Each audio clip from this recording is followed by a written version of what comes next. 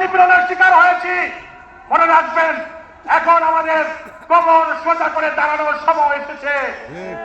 আমরা যদি কোমর সোজা করে দাঁড়াতে পারি, ওই বস্তুবাদী রাজনৈতিক শক্তিগুলো আমাদের মোকাবেলায় কখনো টিকবে না ইনশাআল্লাহ। কারণ যেই শক্তি, যেই জাতি জীবন দেওয়ার জন্য সদা প্রস্তুত থাকে, ওই শক্তিকে মোকাবেলা করতে পারে এমন শক্তি পৃথিবীর মুখে নাই।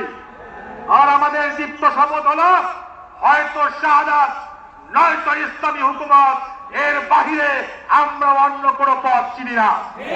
আমরা আল্লাহর রাহে জীবন উৎসর্গ করার জন্যই সদা প্রস্তুত থাকি।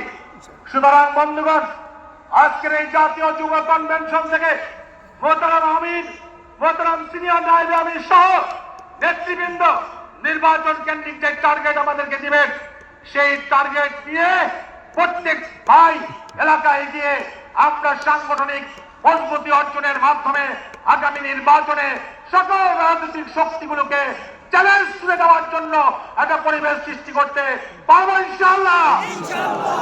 আমরা বিশ্বাস কর্মীকে আশ্বস্ত করতে চাই, আপনি সামনে এগিয়ে যান, আপনি কর্মসূচি দিন।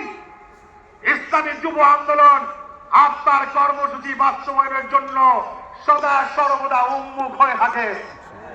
24-এর গণ অভ্যুত্থানে আপনি তার বাস্তব নমুনাও দেখেছেন। সংগ্রামী বন্ধুগণ, আজকের এই জাতীয় যুব কনভেনশন থেকে ইসলামী যুব আন্দোলন বাংলাদেশের প্রত্যেকটি সহযোদ্ধা ভাইদেরকে আহ্বান জানাতে চাই, মনে রাখবেন, সংগঠনের কাজ আমরা ইমানি দায়িত্ব মনে করি। আমরা সংগঠনের জন্য প্রতিটি কদম ফেলি আল্লাহর সন্তুষ্টির জন্য। সুতরাং যে কাজ আল্লাহর সন্তুষ্টির জন্য হয়, সেই কাজ থেকে নীরব থাকার কোনো সুযোগ নাই। এজন্য ইসলামী যুব আন্দোলন বাংলাদেশ আপনাদেরকে যখন যে দায়িত্ব অর্পণ করবে, সেই দায়িত্ব পালনের জন্য আমরা সদা প্রস্তুত থাকবো ইনশাআল্লাহ। আগামী দিনে